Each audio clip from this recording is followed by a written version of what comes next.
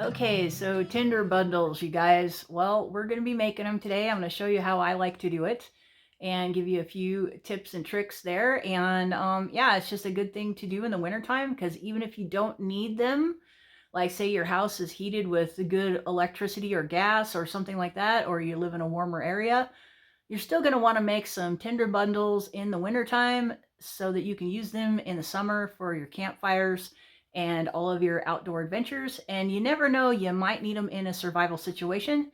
So let's get started. All right.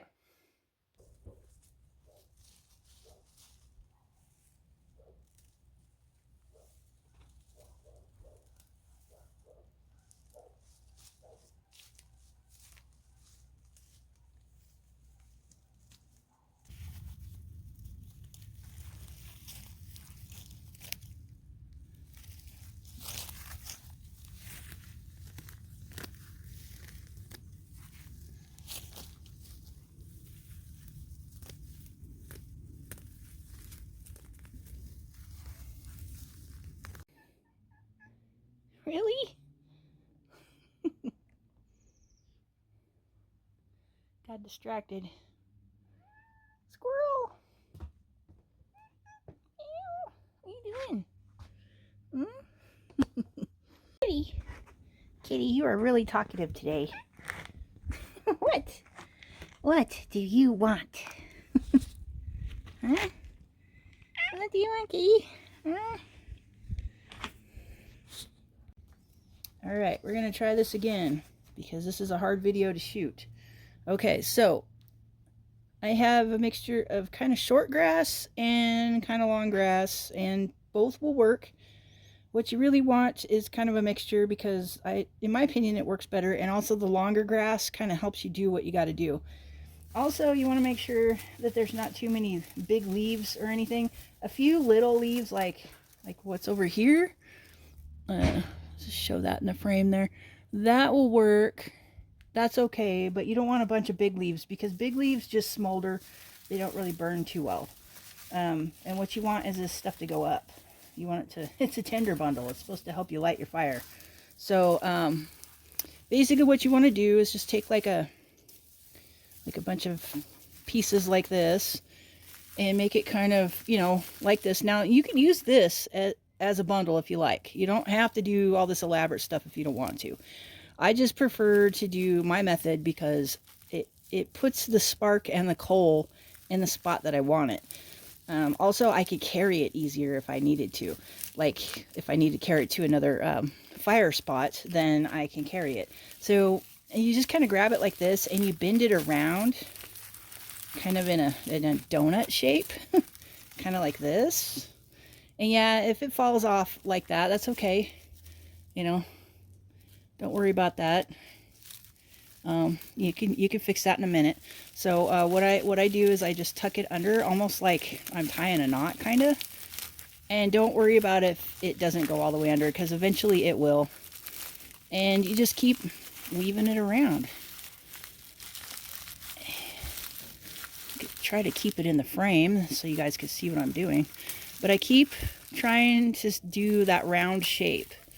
And I keep tucking it in on itself over and over again.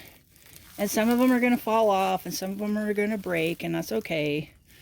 And you just keep working it and working it.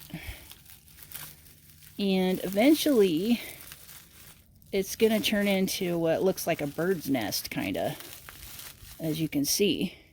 And there's a spot right in here where you can put your fluff, like your dryer lint or your cattail fluff, or you know, your ripped up pieces of string, or whatever it is you want to use for your spark. Or you put your coal. If you do a bow drill or a hand drill, you put your coal right here, and that way it stays where you want to put it because it's got this little hole to be in.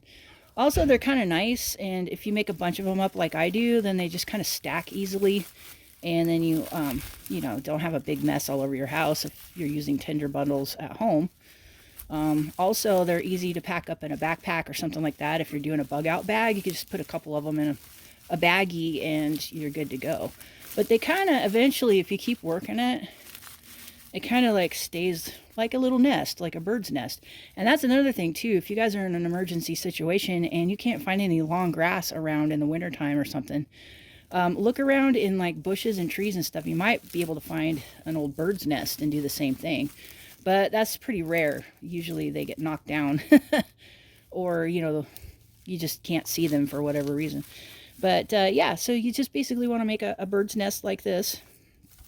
And then, like I said, all your fire stuff goes in the middle there. And then what happens is it burns out from the middle and it makes the fire start burning really hot. And then you have time to put more pieces of kindling over the top. And by the time the outer ring has burned, you've already caught some of your smaller sticks on fire, and then they're starting to catch the bigger ones on fire. So it's kind of like a stage thing. You know, you want the stuff that catches really quick in the middle, and then the stuff that is a little bit slower and a little bit slower and a little bit slower as it goes out, if that makes any sense. So hopefully, yeah, that makes sense for you guys. But yeah, that's why I like making the bird's nest shaped bundles. But by all means, do it however you like. You don't have to, but that's just how I like to do it. Okay guys, so some other tips about making your own tinder bundles. Just make sure that you use a pair of gloves and scissors. It makes your life a lot easier. So if you're doing this for survival or bug out reasons, make sure, well, you could probably use a machete or a knife to cut the grass. Just make sure at least that you have a good pair of gloves, because I'm telling you, that grass will rip your hands to shreds. I don't care how calloused your palms of your hands may be, and no matter how hard you work outside, you're still gonna get like 1,000 paper cuts from just working with dry grass. It's just really sharp like that. And so yeah, just a word of caution there. That's just basically the only safety thing. And of course, you know, practice good fire safety things. You know, keep, you know, a shovel and a bucket of water and stuff around your campfire and things like that. And you guys are all responsible. Everybody that watches my channel is pretty good about that kind of stuff. So yeah, just wanted to share some of my techniques for making tinder bundles. It's not at all original. People have been doing this for thousands of years, and there's a lot of bushcrafting channels that like to show it. But, you know, I've been making them a lot this week, so I thought maybe I would put it up in a video for you guys. Hopefully you got a little bit of inspiration and some information from that. And if you like what you see, please give me a thumbs up and all that good YouTube stuff. And, you know, let me know if you want to see more bushcrafty kind of stuff from us. We do all kinds of different things. I still might include it anyway, even if nobody mentions it. So anyway, yeah, thanks for watching, and I hope you guys are all having a good winter so far. And yeah, everybody have a happy holiday season. All right, talk to you on the next one. All right, bye.